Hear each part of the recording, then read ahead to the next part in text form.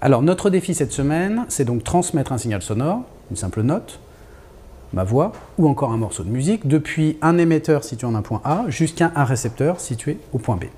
Et on va essayer à chaque fois de mesurer la vitesse de propagation du signal entre l'émetteur et le récepteur. La première solution qui vient évidemment à l'esprit consiste simplement à générer au niveau du point A de l'émetteur une onde acoustique d'amplitude suffisante pour que le récepteur situé en B puisse détecter le signal. Dans ce cas, le message sonore sera simplement transmis de l'émetteur au récepteur via la propagation du son, donc d'une onde acoustique dans l'air. Ce système de transmission a le mérite d'être simple. Maintenant, essayons de mesurer précisément la vitesse de propagation du signal, c'est-à-dire la vitesse de propagation de l'onde acoustique dans l'air. Ensuite, on essaiera de voir comment, en changeant de milieu, on peut augmenter cette vitesse de propagation. Pour mesurer facilement la vitesse de l'onde acoustique, on va simplifier à l'extrême le contenu du signal. On va transmettre une variation de la pression de l'air de forme sinusoïdale, d'amplitude et de fréquence constante. Une note pure si vous préférez. On va réaliser l'expérience. Alors pour commencer, il faut élaborer ce signal sinusoïdal. Pour cela, je vais utiliser ce générateur qui va me permettre de délivrer un signal électrique sinusoïdal dont je peux choisir la fréquence et l'amplitude. Le signal électrique délivré par le générateur est visualisé ici sur l'oscilloscope. On observe ici le signal délivré par le générateur, donc une tension en fonction du temps. L'échelle verticale correspond à l'amplitude du signal en volts, ici 2 volts par carreau.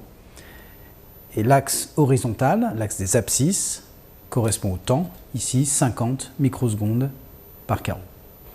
Alors le signal délivré par le générateur est parallèlement transmis à ce haut-parleur via ce câble.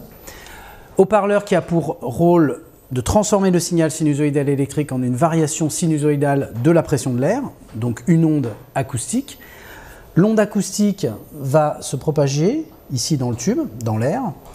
Elle sera détectée par un micro. Le micro, lui, a pour rôle de transformer les vibrations de sa membrane en un signal électrique qui va pouvoir être visualisé ici sur la voie 2 de l'oscilloscope. C'est la courbe verte que vous voyez en bas. Alors l'onde ici, l'onde acoustique est de même nature que celle que l'on a utilisée pour l'expérience de lévitation. Vous vous souvenez, quand on a généré une onde stationnaire pour faire léviter des petits morceaux de polystyrène. La différence, c'est qu'ici, on a affaire à une onde qui se propage, donc une onde progressive et non pas une onde stationnaire. Alors, le signal acoustique, là pour l'instant, vous ne l'entendez pas. Pourquoi? Parce qu'il a une fréquence très élevée, donc 14 kHz. Ça commence à être la limite de ce que vous pouvez entendre. Je vais diminuer la fréquence. On va prendre par exemple 2 kHz. Et vous allez voir que tout de suite, ça va devenir beaucoup plus détectable à l'oreille. Voilà, donc là, j'ai un signal qui a maintenant une fréquence plus basse. Donc à 2 kHz, vous entendez très bien l'onde acoustique progressive générée par le haut-parleur. On peut ici mesurer la période temporelle du signal sinusoïdal. Cette période est d'ailleurs indiquée en bas à droite de l'écran. Elle vaut 500 microsecondes. Alors pour la suite de cette séquence, je vais couper au montage le signal à 2 kHz pour épargner vos tympans et que vous puissiez suivre la suite des explications en toute tranquillité. Nous allons maintenant mesurer la vitesse de propagation de l'onde acoustique entre le haut-parleur et le micro. Si vous vous souvenez, lors de la 3e semaine de ce MOOC, nous avons défini la vitesse d'une onde progressive. Cette vitesse est simplement donnée par le rapport lambda sur t, lambda étant la longueur d'onde et t la période temporelle de l'onde. Cette formule, V égale lambda sur t, nous dit simplement que pendant un temps égal à grand T, la période temporelle, l'onde parcourt une distance égale à lambda, sa longueur d'onde. Expérimentalement, ça veut dire que si on est capable de rapprocher le micro d'une longueur égale à lambda, on devrait observer sur l'oscilloscope un signal qui arrivera avec une avance égale à grand T, la période temporelle. Pour commencer, on va repérer la position initiale du micro. Grâce à la règle graduée, on lit ici 31,9 cm. Maintenant, je vais diminuer la distance entre le micro et le haut-parleur. Donc je translate le micro, et au fur et à mesure que je rapproche le micro du haut-parleur, on observe que le signal détecté, le signal sinusoïdal vert en bas sur l'oscilloscope, se translate vers la gauche, c'est-à-dire que le signal détecté arrive avec un retard qui diminue au fur et à mesure que je rapproche le micro du haut-parleur. C'est normal, la distance émetteur-récepteur diminue, donc le temps de propagation également. Je continue de rapprocher le micro jusqu'à ce que j'observe une translation par rapport à la position initiale de la sinusoïde égale à une période, donc à grand T, c'est-à-dire 500 microsecondes.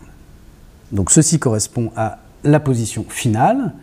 Dans cette position, donc, le signal détecté arrive une période temporelle plus tôt qu'initialement. Ça veut donc dire que j'ai déplacé le micro d'une longueur égale à lambda, la longueur d'onde. On repère maintenant la position sur la règle graduée, la position finale du micro. On lit ici 14,9 cm. La longueur d'onde acoustique dans l'air vaut donc 31,9 moins 14,9, soit 17 cm. On calcule ensuite le rapport lambda sur T, 17 cm divisé par 500 microsecondes, et on obtient la vitesse de propagation de l'onde acoustique dans l'air, 340 mètres par seconde, c'est-à-dire près de 1200 km/h tout de même. C'est pas mal, mais on peut faire encore mieux, encore plus vite.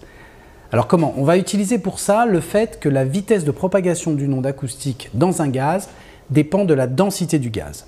Elle est en fait inversement proportionnelle à la racine carrée de la densité du gaz.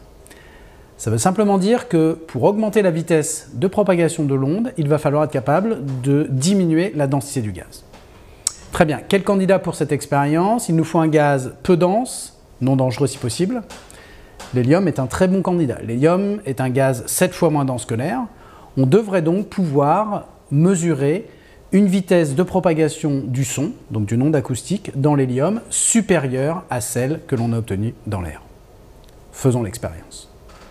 On va donc remplacer l'air qui se trouve entre le haut-parleur et le micro par de l'hélium. J'ouvre la bouteille, j'ouvre ici le détendeur, vous allez voir la pression qui va augmenter sur le manomètre à gauche.